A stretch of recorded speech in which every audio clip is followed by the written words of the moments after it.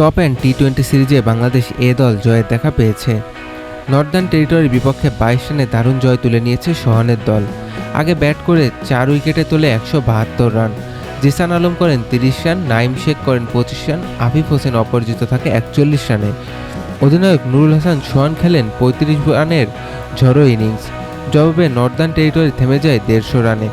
বাংলাদেশের হয়ে 2টি করে উইকেট নেয় হাসান মাহমুদ, তোফাইল আহমেদ ও রাকিবুল হাসান। বড় ব্যবধানে হারের পর জয়ে ফিরল সোহানের দল। জুলাই অভ্যর্থনের পর বিসিবির সভাপতি হয়েছিল সাবেক ক্রিকেটার ফারুক আহমেদ। তবে মাত্র 281 দিনের মাথায় পদ হারালেন তিনি। তার সময় বাংলাদেশের মোট 28 ম্যাচ খেলেছিল, জিতেছিল মাত্র 9টিতে আর হেরেছিল 19 ম্যাচে।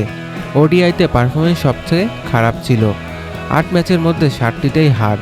ঘরের মাঠে আফগানদের বিরুদ্ধে হেরেছিল বাংলাদেশ। তবে টেস্টে ছিল দারুণ সাফল্য, 10 ম্যাচের মধ্যে 4টিতে জয় পায় টাইগাররা। পাকিস্তানে তাদের ঘরের মাঠে 2-0-তে হোয়াইট ওয়াশ করে এবং উইন্ডিজকেও হারিয়েছিল। টি-20তে ভালো কিছুর ফল এসেছে, 10 ম্যাচে 4 জয়। এর মধ্যে ওয়েস্ট ইন্ডিজকে তাদের মাঠে হোয়াইট ওয়াশ করে বাংলাদেশ। যদিও শেষ পর্যন্ত আরব আমিরাত সিরিজ হারতে হয়েছিল 2-1 ব্যবধানে। ক্রিকেটারদের চোটে পড়া নতুন কিছু নয়, কিন্তু এবার ক্রিকেটারদের চিকিৎসা ব্যবস্থা বড়সড় পরিবর্তন আনছে বিসিবি।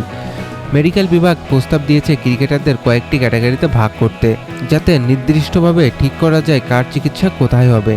জাতীয় দলে ক্রিকেটারদের ক্ষেত্রে প্রাধান্য পাবে কাতারের এসপেটার হাসপাতাল। ভিসা জটিলতা এড়াতে কাতার বেছে নিয়েছে বিসিবি, আর সেই সঙ্গে বিশ্বসেরা চিকিৎসার জন্য খ্যাত এই হাসপাতাল। নেইমার থেকে শুরু করে ডি মারিয়া অনেকেই চিকিৎসা নিয়েছে।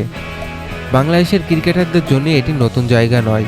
সাইফুদ্দিন, অভিষেক দাস, আশিকুজ্জামান এর মধ্যেই চিকিৎসা নিয়েছে এখানে। অর্থাৎ সামনে ক্রিকেটারদের চিকিৎসা আরও পরিকল্পনা ও সহজ হতে যাচ্ছে। বাংলাদেশের বিপক্ষে 3 ম্যাচের টি-20 সিরিজের জন্য দল ঘোষণা করেছে নেদারল্যান্ডস। আগামী 26শে আগস্ট বাংলাদেশে আসছে তারা। সিরিজের প্রথম ম্যাচ মাঠে গড়াবে 30শে আগস্ট। বাকি 2 ম্যাচ হবে 1 ও 3 সেপ্টেম্বর। সবগুলো ম্যাচই অনুষ্ঠিত হবে সিলেটের আন্তর্জাতিক স্টেডিয়ামে। সিরিজের আগে 3 দিন সিলেটে অনুশীলন করবে ডাচ ক্রিকেটাররা। তবে এখনও বাংলাদেশের দল ঘোষণা করেনি বিসিবি।